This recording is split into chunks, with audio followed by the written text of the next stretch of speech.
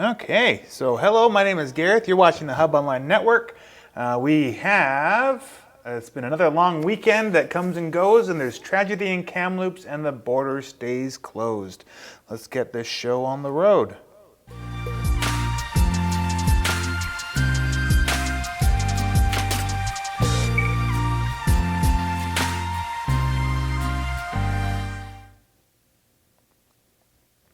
Okay, so just to get us started here, we're going to talk about the numbers. We don't have the new numbers from Bonnie Henry yet, so we're going to listen to her live once she goes live here in just a minute or so. But before we get to that, one thing that is going on is the Cache Creek Village has called us and has explained that they have planned to do a live budget meeting on June 1st. That was planned last week. We were in talks about how we were going to do that, but they have now been told that they have to have an adopted budget by the end of this Thursday. So on Thursday of this week, we're going to be going live from the Cache Creek Village office at 7 p.m. and the councillors will be taking questions. I will be moderating those questions, and you can either email in advance at hon@ashcrofthub.com. You can email them to the village office in Cache Creek itself, and or during the live stream you can also comment on the video and I will be able to read the questions and comments that you send in. And we'll also have a phone line open for people to call in and ask questions to the councillors and mayor specifically. And so that's going to be happening this Thursday at 7 p.m. Virtually, as they're still under COVID restrictions. So keep that in mind. Please send in your emails in advance so we can get as many questions as possible. This is going to be a revolving document, so they do have to adopt it this week, but that doesn't mean things can't change in the future. So please make sure to have your say by Thursday. Now, that being said, next week we're going to be doing something similar with our local Member of Parliament, Brad Viss. He has reached out to us and has expressed interest in doing a live stream with us next week. So he is asking for questions also in advance. We're going to be doing that live, but we're not going to be taking questions over the phone. So he's asking for questions in advance. So if you would like to do that, we're not sure exactly which day and what time yet we're going to do this, but we'll know on Friday when I do my live show on Friday for sure. So again, email in your questions to hon@ashcrofthub.com and we will pass those questions along to Brad Viss, and he has a bunch of questions that he wants to answer already, so that's great. And so Bonnie Henry's going live now, so I'm just going to catch everybody up. On Saturday, we had 21 new cases and 1 new death. On Sunday, we had 8 new cases, and Monday we had 8 new cases. And between those 2 days, there was 2 new deaths as well. COVID's still going on. We need to keep our social distance going. And in just a second here, I'm going to turn on the volume on the Bonnie Henry update. And then we'll open up the phones for people to call in if you are interested in calling in today. And Martin Leppo, the Chief Medical Health Officer, Dr. Martin Leppo. Well, also tomorrow, the Minister of Education, Rob Fleming, will be joined by BC School Trustees Association President Stephanie Higginson to have a town hall. All of those town halls are at 7:15. Tomorrow, there won't be any briefing in person tomorrow. There'll be a written briefing tomorrow at 3 o'clock with tomorrow's case numbers, and Dr. Henry and I will be returning here on Thursday at 3 o'clock. And with that, I'm happy to introduce Dr. Bonnie Henry. But before I do that, I just wanted to note that we're here on the traditional territory of the Lekwungen-speaking people of the Songhees and the Esquimalt First Nations. Dr. Henry. Thank you and good afternoon. I'm happy to report today that we have 2 new cases of COVID-19 who have tested positive here in the province in the last day, bringing our total to 2,446 people in British Columbia who have tested positive. That includes 883 people in the Vancouver Coastal Health Region, 1,196 people who reside in the Fraser Health Region, 126 people in the Vancouver Island Health Region, 181 in the Interior Health Region, and 60 people in the Northern Health Region. We continue, as people are aware, to have active outbreaks in our healthcare system, including 14 in long-term care or assisted living and 5 that are ongoing in our acute care system. There are no new outbreaks, and we have only 1 additional case in those outbreaks, bringing our total to 326 residents who have been affected and 203 staff. As well, we have no new community outbreaks to report, and the ones that we have been following continue. We have right now 325 active cases around the province, and of those 45 people are hospitalized, including 12 who are in critical care or ICU. On a sad note, we have 3 additional people who have died from COVID-19 in the past day, bringing our total number of people who have died to 146. So that includes 1 in Vancouver Coastal Health and 2 people in Fraser Health, all of whom were people in our long-term care system. And our condolences go to their families and to their loved ones and to their care providers. So that is the update from Dr. Bonnie Henry and Adrian Dix. So if you want to continue watching that, please watch it after my show, but that is on Facebook or Twitter or YouTube. Okay, so what we got going on today is the border. So Canada and the U.S. have agreed to extend their agreement to keep the border closed to non-essential travel until June 21st during the coronavirus pandemic. Canadian Prime Minister Justin Trudeau said today that the border is a source of vulnerability, so the agreement will be extended by another 30 days. The restrictions were announced on March 18th and were extended in April. Trudeau said Canada's provincial leaders clearly wanted to continue the measures. The order to keep the border closed ends scheduled to be ending this week. So that if you were planning on going to the States, unfortunately, you will not be able to do so until possibly the end of June. And if you have anything that you would like to say, you can give me a call at 778-694-4662. Raven, if you're watching, this is a good time to call in, and I'll be taking anybody's call right now. So we do have a letter from School District 74. This has come out on May 15th, just after I did my show on Friday. So dear families, today the Prime Minister of BC announced a plan to resume some in-class learning for... Hang on, I have a message from... Hi Gareth, hopefully... I have a message from Raven, so hopefully you can still get Facebook messages during live. My Mac is stuck on an update still and I can't get out, as I was trying to free up some hard drive space earlier today, so it doesn't look like I'll be able to connect to Zoom. Am I still clear to call in this afternoon? Yes, please call in. Sorry everybody watching. Let's get back to the letter. Today, the Premier of BC announced a plan to resume some in-class learning for students starting June 1st. The return will be guided by strict health and safety protocols established by the provincial health officer. During the announcement, the Minister of Education emphasized that the return is voluntary and each family's decision about sending children back to school will be respected. District and school staff want you to know that as we move into this new phase of the response to COVID-19, the health and safety of students and staff is our priority. So what some of the things that they're going to do is what school and classrooms will look like.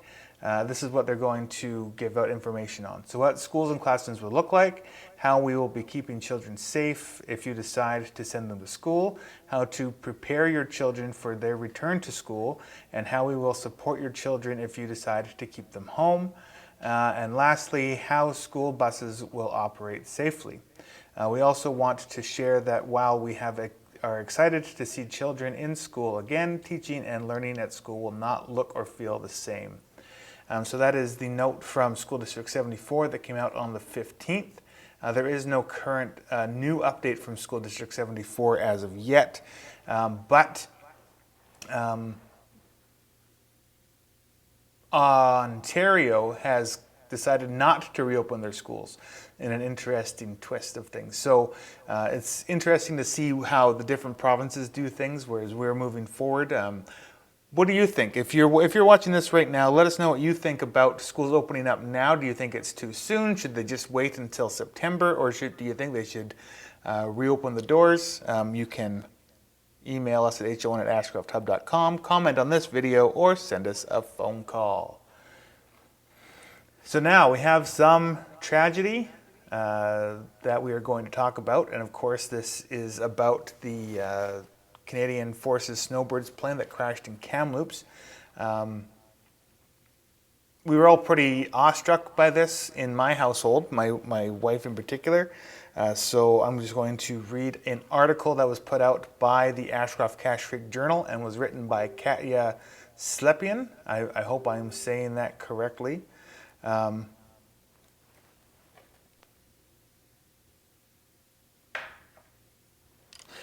So let's talk about that. So one person was killed when a Canadian Forces Snowbird plane crashed into Kamloops Sunday, according to BC Coroner Services. The Canadian Armed Forces confirmed the news and said that the other member on board had serious but non-life-threatening injuries. He has been identified as Captain Richard McDougall. The CAF identified the victim as Captain Jennifer Casey of Halifax, Nova Scotia. According to her biography on the Royal Canadian Air Force website, she joined the Canadian Armed Forces in 2014. After working as a journalist in Halifax and Belleville, Casey initially worked as a direct entry officer and then as a public affairs officer for Royal Canadian Air Force at 8 Wing Trenton, RCAF's home base for air mobility. She spent most of 2018 with the CF-18 demo team before joining the Snowbirds in November of that year. Now, I got to say, I do have a friend in the Royal Canadian Air Force, so my sympathies and condolences go out to him, as I'm sure he knew this person. So Casey is the 7th service member to have lost their life this spring after 6 Canadian Armed Forces members were killed in a helicopter crash near Greece in April. On Sunday, 2 jets took off from Kamloops Airport at about 11:30 a.m. bound for Comox, when one rose, then circled and crashed in the Brocklehurst neighborhood. Photos show that the jet appeared to crash into a house. Emergency crews, including Kamloops Airport's aircraft rescue fleet, responded to the crash. Now, if anybody has seen the video, can you ask Raven, Jessica? So Jessica's actually in studio, and Raven is, yes, thank you. Or if we can somehow get her phone number, that'd be great. Anyway, what was I saying? So the video itself is pretty scary. So the 2 planes take off from the airport. So there's 2 planes. One of them continues flying straight. The other one veers up and seems to do some kind of a barrel roll and then nosedive straight down. And 2 black puffs of smoke pop out, which is the 2 occupants of the plane ejecting. And then the plane continues to go into the trees. It is quite the video to see. I don't advise to watch it if this kind of stuff bothers you. But if you want to get the full story, you can check out that video. It's actually also linked in on the Ashcroft-Cache Creek Journal webpage. So check that out if you feel that you're up for it. This is a very unfortunate story, and there will be a memorial airplane thing tomorrow put on by the Legion at the Kamloops Airport. So if you are capable of maintaining your physical and social distancing, go to Kamloops and check that out. That is on Thursday, not tomorrow. That is Thursday at 11 that it's going on. And again, unfortunately, this has happened, and our hearts go out to everyone that is involved, and a speedy recovery to the man that did survive. Hopefully you get better soon, and we will continue to follow this story. If anything else changes, we will let you know. So as we wait for Raven to call in, she's having difficulties maybe I can. Raven, can you? Oh, hang on.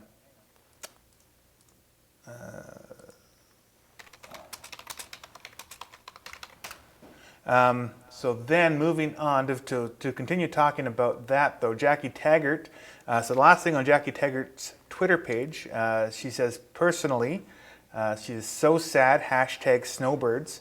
And then she is retweeting, of course, and commenting on the video that was taken about the planes taking off. So that is all just, again, thank you, Jackie, for sharing that. From Twitter, from our MP, Brad Viss, according to the Parliamentary Budget Officer, the Liberal government doesn't have an overall economic plan. We need our Parliament to resume. Too much is at stake. This quote is attached to a video clip that MP Brad Viss has shared from CTV News. It is an interview with a man named Yves Siro, who is a parliamentary finance officer who seems critical about the overall plan or lack thereof.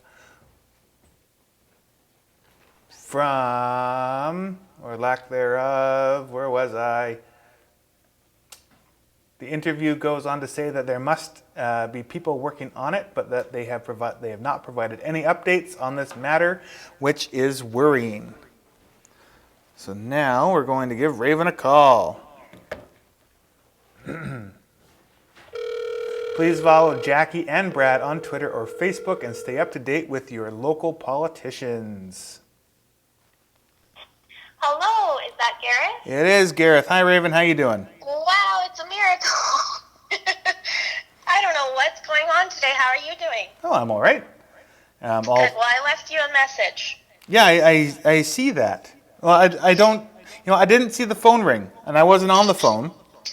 Yeah, what's strange is because I was watching you on silent just because my laptop is, I don't know what it's doing, but let's say it's just buggered up. Yeah. And so I was watching you on silent and trying to call, and I could see that you weren't trying to answer or anything, but the phone was ringing and going to voicemail. It went 3 times, so the third time I left a message just to prove that I'm not crazy. I don't think that I have any weird settings on. No, my airplane mode is off, everything. Anyway, so that's weird. Okay. Well. Anyway, I am glad. Was that Jessica handing you the phone? Yes. Thank you, Jessica. Jessica is now in studio. We're easing off our COVID-19 restrictions here. Yes. Just a little bit. I did miss a little bit of, just because I was going on and off the mute there, trying to get connected to you. Right. But I heard you talk a little bit about the snowbirds and some easing of restrictions as well.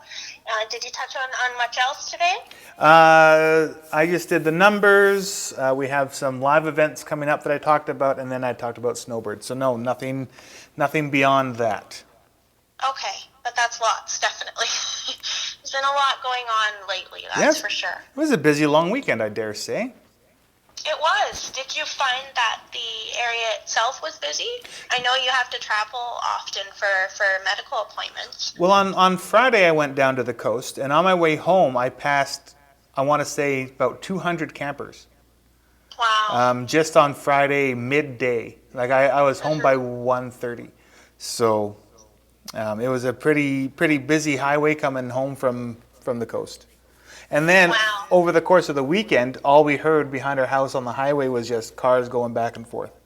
Is the highway right behind? Yeah. That was the same thing that I was seeing, and I tried to stay home as much as possible. I only went out once on the weekend, and I was just really busy it was. And even busy just I live on, residential street. Right. Were busy. There was people with campers pulling in around here all over the place. Were they going to they're locals. Were they going to people's homes, or were they going camping? I don't know. Some of them seemed like they were just looking around, and one thing that I've noticed is at the Save On Foods here in 100 Mile House, it's located right behind a car dealership. And so there's a lot of space in addition to the empty sort of parking lot that's behind the Save-On. Right. And some other grocery vehicles load there. So I've noticed that a lot of trailers and RVs will end up staying there, and they'll be parked there for a couple days. And I hadn't seen it yet, but I did see that this weekend, which was kind of surprising. But maybe the police went and talked to them. Maybe they were just stopping for a few minutes. I can't really judge. You never really know everyone's story, right? Well, my understanding is that like ma and pa campsites are open, but if it's anything provincially run, then it's closed. So people are there's still places to go camping if you were so inclined to do it. Yes. But the amount of people that were out, I was surprised by the just sheer volume of people. Yeah, I have to agree. There was definitely just a lot of people out in general, and it was busy at the grocery store and busy at the gas station. So I was as quick as possible in terms of getting what I needed.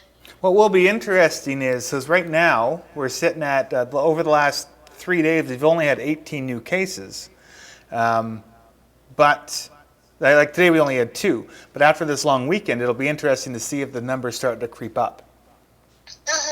Especially because I know that so much of the reporting and the data is considered preliminary still, just because we're still in the first few months of everything. But it does seem like the symptoms, or people who are asymptomatic even, you might not know if you're sick at all or feel anything for 2 weeks or a month. So maybe we will be seeing a surge of people. I've read so much about second waves, and it seems like something we can't quite avoid, but it would certainly be nice to have it be as minimal as possible, because I think here in BC we've done a really good job compared to some other provinces where the outbreaks have been far more just concentrated, I'd say. Oh, for sure. Yeah, definitely. We've been pretty lucky. Oh, well, yeah. Maybe lucky's the wrong word. I keep saying that I don't want this to get any worse, but at the same time, as a journalist, you almost you don't want it to get worse. But it'd be interesting if it did. Yeah, right? It's definitely interesting. Yeah. But what I'm interested in is already things that we're going to be just learning from it, and what we might take away, and what changes we might be seeing. Just not just on a personal level, but in terms of business and how we spend our free time. And we've talked about that before, but I think there's going to be a lot of change around the corner. Right? Yeah, that's for sure. It's already a kind of a new world out there. But what else you got going on in 100 Mile? Well, it is, you know what, it was so rainy for a few days. It was starting to get a tiny bit gloomy around here. And then today, it got really nice and sunny out, so a lot of my neighbors are mowing their lawns. I'm trying to do No Mow November. I'm mixing it up with the mustache thing. No Mow May. That's what it's called. Have you heard of that? Is this to keep the bees going? Yes, to keep the bees going. Yes, exactly. But I have heard of that. I think it's actually even more than the bees. I think it applies to all sorts of insects and things that are generally good for our yard. This is something I used to participate in just because I was a little lazy about mowing the lawn, but now I have even more reason to let the dandelions try to grow up and things like that. So I'm doing that because the weather's gotten good and the flooding seems to be chilling out a little bit here. I don't want to say preemptively that it's over, just because the park here, Centennial Park, is still closed. And it is still pretty high. I think a lot of other places, the water has receded, and of course, Dawson Road Maintenance is always on top of everything, doing a good job to make sure people can get where they need to be. Can you still? Yeah, I can hear you. Yeah, I still got you. My parents-in-law's house is still, they're right near the river where it floods, and so they can't mow their lawn even if they wanted to. But their lawn is very lush right now because it's still quite wet from being so close to the high river. Oh, okay, but it's not underwater? No. They just get a lot of seepage, so it's muddy because the water's coming up under the ground. Yeah, it's surprising how rapidly everything changes around here. Like, it was not long ago that we had snow, and now everything is greened up just after a few days of rain so rapidly. I'll give it another couple weeks, so we'll be worried about forest fires. Yes, well, I've seen actually that there's some already in various places. And of course, there was the mushroom smoke your way. Yep. What's the update on that? So at the moment, my understanding of that is that it's still smoldering, but it's for right now it's considered to be put out. It's not smoking anymore, but it's still something to be watched. It was a interesting circumstance because everybody that showed up, it was nobody's jurisdiction to put it out. That's I recall you saying, which is kind of tough. And I guess that probably happens more often than we'd think in these rural areas where they kind of fall into that divide. Just certain sweet spots that nobody, even though it's 5 minutes outside of Cache Creek, nobody could go and put it out, except for unless they which they end up getting environmental people involved. And that was really the clincher. A big push by Jackie Taggart and Barbara Roden to manage that. So thank you to them for going out of their way to do that. But yeah, right now it's put out. Good. Well, that's great. Good to hear. Yeah, it always seems that it's around this time of year, as you said, that wildfires start to kind of tick up in number, and so it's definitely a good reminder for everybody to be vigilant and do your yard cleanup and make sure you can get rid of as much brush as possible. That's another good thing to do now that I know in Ashcroft you guys are a little bit ahead of us in terms of getting rid of the snow and everything like that, but around here now that it's really gotten rid of the snow and no more ice on the lakes and everything, I've been seeing everybody haul out all their garbage to the road, and we actually have the district pick it up here. And is that still the same in Ashcroft, that the cleanup the yard waste and things like that can be put on the sidewalk and picked up by the district workers?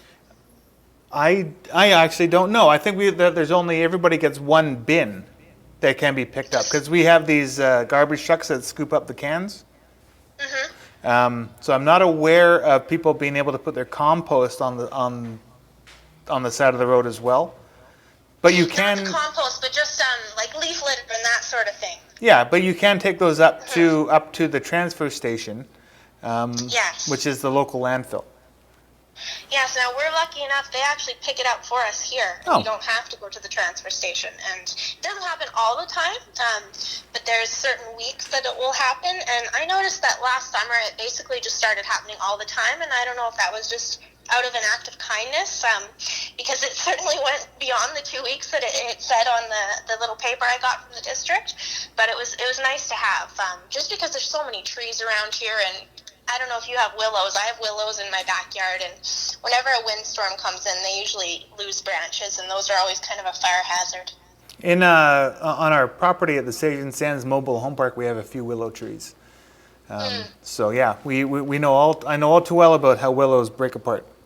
Yes. Desert Hills certainly has some beautiful willow trees. Have you had a chance to get out to Desert Hills this season yet? I've been there a couple of times, picking up several. How has that been? Each time has been pretty nice for me.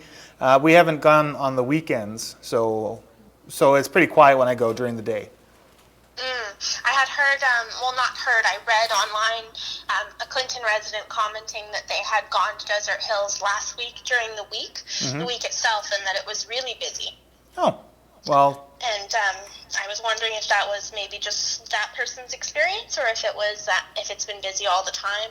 No, maybe I just got lucky then.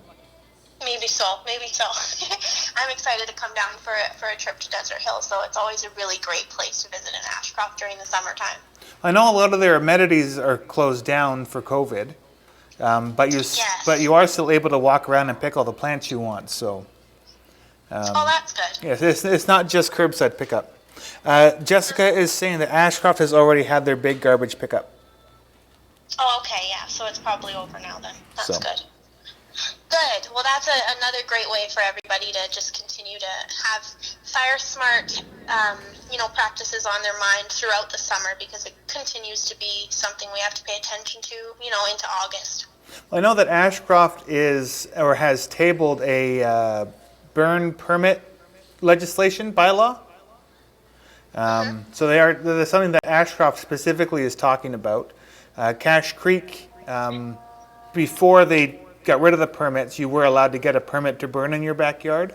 So people could get rid of their stuff at home without the need to take it up to the landfill. So.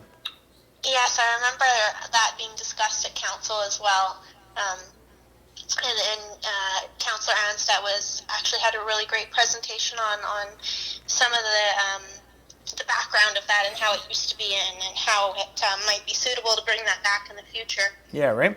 But of course, it's not really the best time to it's kind of like we all had these plans, and council had plans, and each municipality had plans, and then COVID was like, haha, your plans, not so much. So now all the plans are up in the air, and everyone's kind of having to adjust and readjust and reprioritize, especially. Yeah, it's interesting how everything sort of flipped on a dime on March 15th, eh? Yeah, definitely. It's been a weird 2020. There's been lots of good things, but there's been lots of adversity as well, and especially with, I was saying to a friend recently, I've been really feeling for Nova Scotia. It just seems completely unfair that all these tragic things keep affecting that province. And it'd be nice if they could get a break. Right?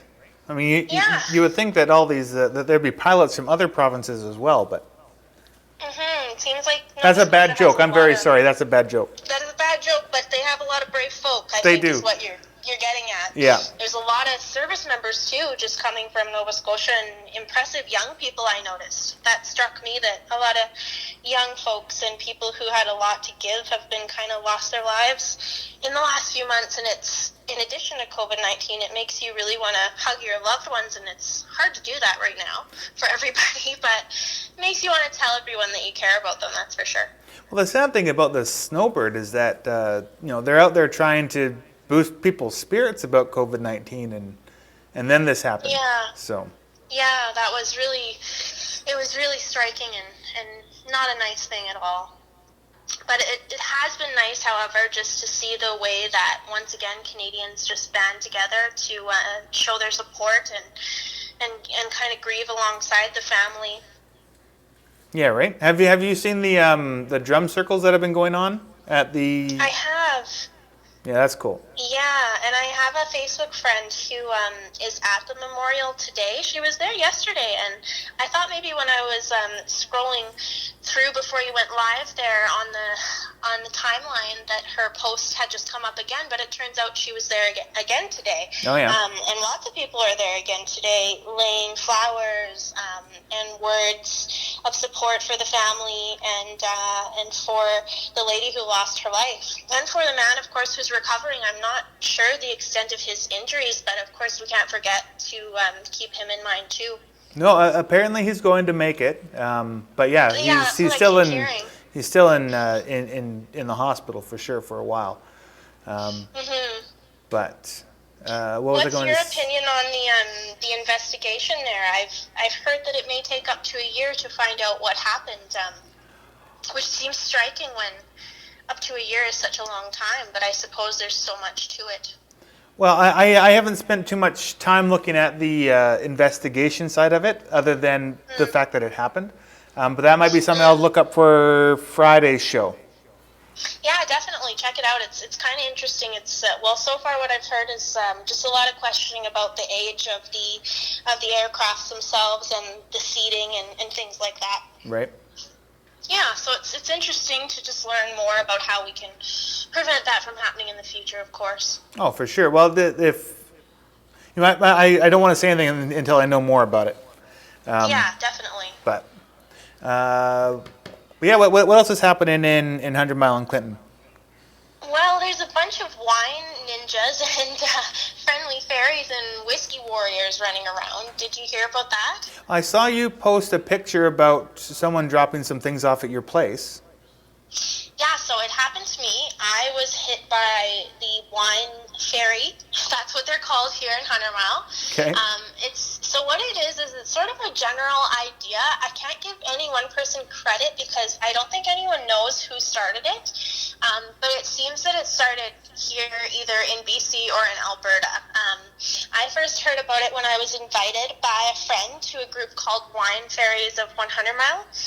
And when I got to the group, we found out that it's sort of like a Secret Santa idea, where Okay. you are supposed to drop your information, and someone will surprise you at your doorstep, not by actually visiting you, but by leaving a present there. And the present usually has something alcoholic, which is why it's called wine fairies or wine ninjas. But the thing is, this whole idea of leaving a present for a stranger or a friend, or someone new, whatever, the whole idea is really more about making connection and just making someone else feel special. So it's transformed into more than just dropping wine at someone's door. A lot of people are dropping things for children, and they're dropping homemade goods, and they're dropping things that are nothing to do with alcohol. So it's become more of just a giving chain, and it's really, really nice to see. Is this a pay it forward thing? So you would get a gift and then you send a gift to somebody else, or? Yes, exactly. So if you get a gift, you're expected to give a gift to the next person. And the Okay. next person isn't necessarily, there's not a specific list. It's kind of a free-for-all. And that's why it's a little bit hard to explain, is because every group that's doing it in each community, I've noticed they're all doing it so differently. And they're all doing it, they're all just making it really their own. But the heart of it stays the same.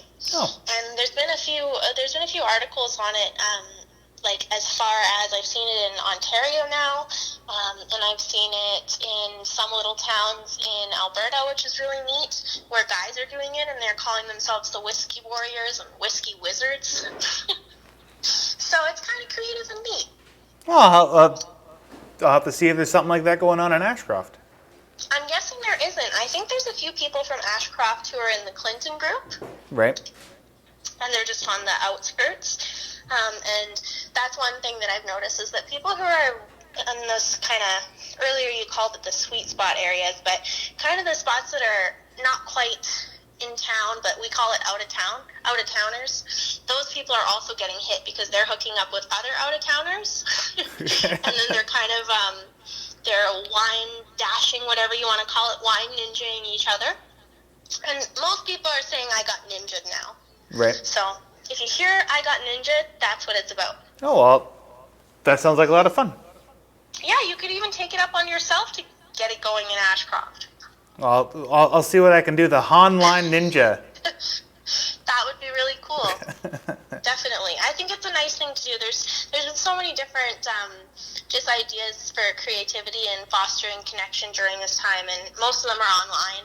But this one actually involves moving, which is kind of nice. I saw a lot of kids doing it here in Hunter Mile, which was really, really cool to see. Did you wipe down your gift when you got it? I did. But I think everyone probably did that. I should hope so. I would hope so too, because when I first saw the group posted, I was that jumped into my mind right away. I was like, well, should we be giving each other gifts? But realistically, it's kind of the same thing as that curbside pickup idea, right? Right. As long as you are wiping down whatever you have, it should be okay, presumably. Jessica. That's how we've been operating with all the pickup stuff. So I'm gonna have to say that the Ninja has operated the same way, and gonna be okay. I think it's going well. I think people are wiping down. Knock on wood. Jessica says that there are a few Wine Warriors / Kid Fairy groups that include Ashcroft and Cache Creek, but it's invite only. Oh, okay. I see. There you go. So I guess someone has to give you an invite then, Gareth.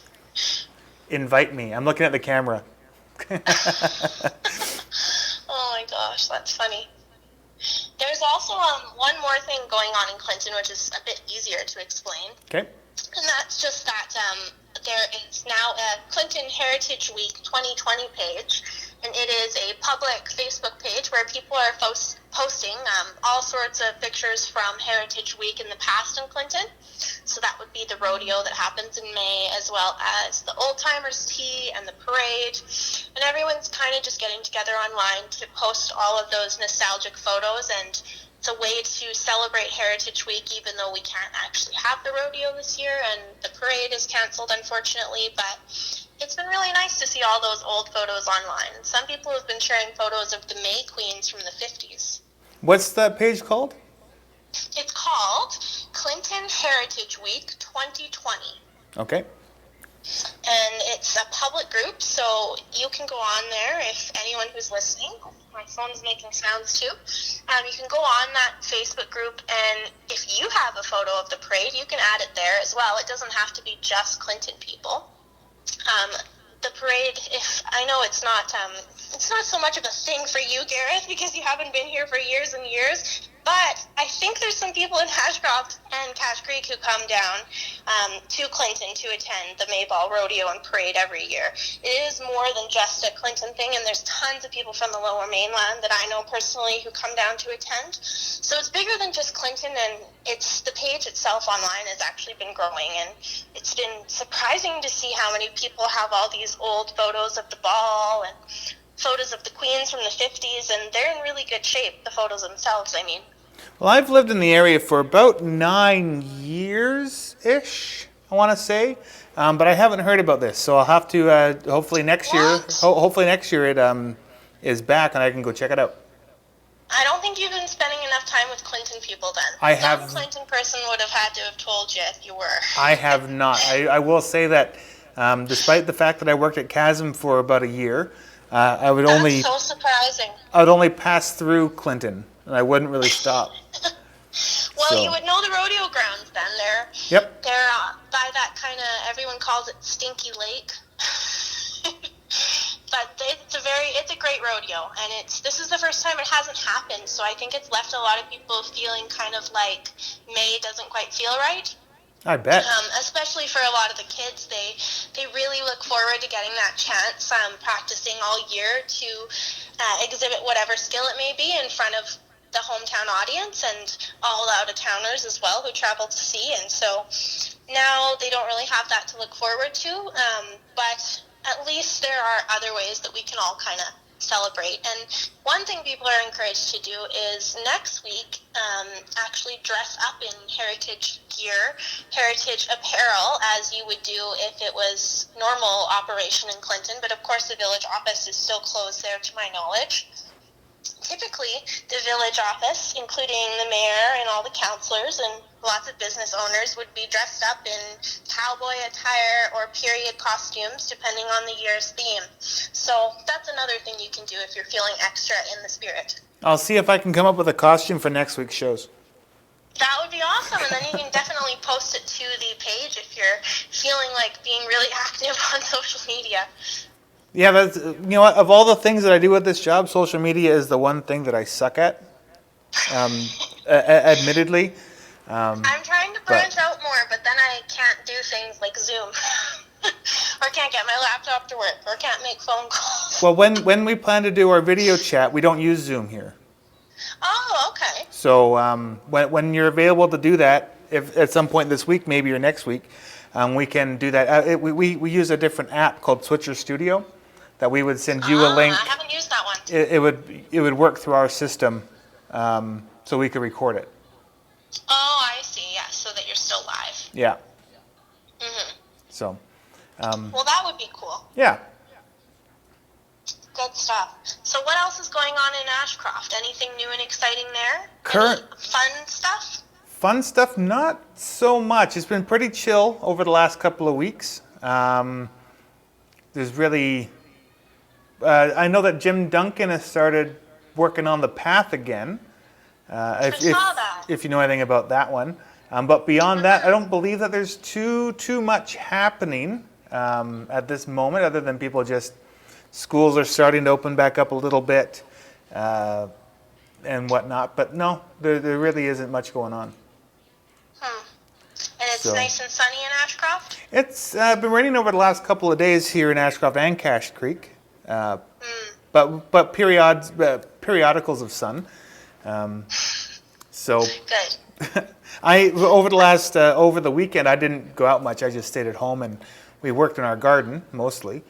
I was going to ask, how is the Victory Garden coming along? Well, we got our manure. We have our fence up so the dogs can't get in. We're going to rototill the manure in and then plant this week and over the weekend. Awesome. That's So- great. Good for you guys. Yeah, we have a lot of plants inside of the house that are growing pretty well. So we have a lot of stuff to start planting, and hopefully we can have a good harvest in August and September. Cool. That's awesome. That's so exciting. It's always so fun to see things grow, even when they're inside, and then especially once you're transplanting outside and it gets so sunny. Ashcroft grows way better than here, and I'm always jealous. I hate to say it, but things grow so much faster there. It's really incredible. I've read before that there's something magical in the soil. We were lucky. The place that we have our garden is in the place that my wife's grandfather had his, and so it's very nice soil that we're tilling up. Oh, nice. That's awesome. So yeah, no, it's so far everything's looking pretty good. Good for you guys. But Great. So you're keeping busy during the pandemic. It does seem like things are kind of a little bits of normal are seeping back into life, but it's still unusual. they're still saying that not until March or June of next year that we're looking at things being more standard. But Yeah, and I mean, I guess our standard will be a bit different, right? Have you been seeing more people just in everyday settings wearing face masks? no, I don't go out unless I have to. And when I I've do, noticed that still seems to be a big divide. I'm not a big mask wearer. When I'm down at the coast, going into doctor's offices, they ask you to wear a mask, but if I'm not asked to wear one, I don't wear one. Yeah, and it's interesting because I've just been watching. When I go out, of course, I of course try to observe, and I've noticed that it really doesn't seem like many people are wearing masks around here in the South Caribou. I'll see maybe 1 in 10 will be wearing a mask, but if you look on Twitter and see what people are saying, a lot of people are being harassed for not wearing a mask. Yep. And then there's the opposite in some cities.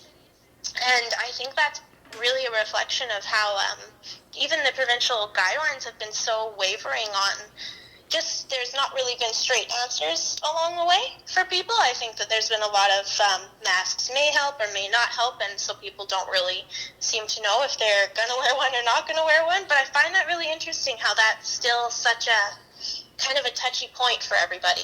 And it seems to be so different, I guess, depending where you go. One of the things that I heard on the radio last week was, hang on, my brother is watching. Hello, Evan, and he is saying that lots of people are wearing masks down on the coast. Yeah, see? But on the So it's different. on the radio last week, I heard a radio host talking about maskne, which is because you're breathing into the mask so much, you get mask acne. Oh. Yeah. Oh, gosh. So- Well, I think there's a few different things. Like in the beginning, I was seeing a lot of healthcare workers just with those horrible rashes and their faces hurting because they're having to wear their masks so tightly, and I guess the goggles on top and different things like that. So for healthcare workers, obviously, it's much more. It's a necessity to have a mask. I think that's maybe still where the issue is that with the public, people aren't so sure whether they should be wearing one to protect themselves and others or not. Right. Well, there's a lot of back and forth information as to, like you said, whether it is helpful or not helpful. So I suppose, and I've heard a lot of people say, wear it at your own discretion. Yeah. Right. Yeah, If exactly. you feel the need to wear a mask, then there you go. If you don't feel the need to wear a mask, then there you go. So until someone says inadvertently that you have to have it. But I'm happy to wear masks in places where there are the possibility of vulnerable people, in doctors' offices, hospitals, that sort of thing. So. Yes. Yeah. Certainly. Thanks to Jessica there for posting the Clinton Heritage Week link as well. That's awesome. I'm sure she's got her thumbs up. I can't see her. She's on the other side of the wall, but she's watching. Oh, are you guys still doing some social distancing, sort of, or physical distancing, pardon me? Oh, for sure. And this is just, Good. well, my whole setup is in the studio and her setup is in the office. Yeah, So, that's what I thought. I thought it was cute, her little hand reaching in early. That's funny. but I am going to let you go there. Of course. And when I will be able to actually watch the show now, hopefully, if I can try and get my phone up here. Right on. Sounds good. We'll have to have you back on next week. Yes, definitely. All I right. will be sure to make my technology work. Right on. Thanks, Raven. Have a good one, Gareth. Yeah, you too. Bye now. Bye. All right, so of course that was Raven, a local journalist in 100 Mile and Clinton. So thank you, Raven, for letting us give you a call. But carrying on from where we were, Please follow Jackie and Brad on Twitter. Those are, of course, our local MLAs and MPs. And one thing I wanted to cover was what happened in the council meetings last week. So during the Ashcroft Council meeting, the 5-year financial plan bylaw was put in for reconsideration and final adoption, which was passed. And if you'd like more information on this, please visit our Facebook page.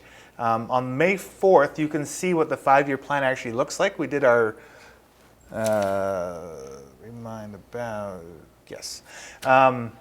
you can see what the Ashcroft 5-year plan is. We did a live stream when they go over what that plan is. So now it has been adopted and passed by the council. The skateboard park has been extended for the next 5 years. And in lieu of payment, it was adopted that the village now extends its snow removal for the alleyway between the skate park and the Legion. The council approved that, so that will be good moving forward. The NDIT, or the Northern Development, I had the acronym and I forgot the acronym. So NDIT Regional Business Liaison Program. The recommendation was that council approve staff to collaborate with regional neighbors, community futures, and DMOs to submit an application for NDIT's Regional Business Liaison Funding Program to support small and medium business sustainability and recovery. That was passed. They also covered and approved the new respectful workplace and harassment policy updates. And of course, you can watch all of those meetings on our YouTube channel. Moving on to Cache Creek. With no delegations, the council moved on to committee reports. So Economic Development had no meeting and no report, but Councillor Coomer brought up re-entry programs and spoke about how the village should be looking at how the village is going to reopen amid COVID-19. The Policy and Bylaw Review had no meeting, no report. Public Works and Community Facilities had no meeting, no report, but CAO Dawson spoke up about the village's free cleanup day and when they should be doing it, but they don't have a day set aside for that yet. Village Services and Liaison had no meeting, no report. Budget and Administrative Services actually wasn't brought up at all during this meeting.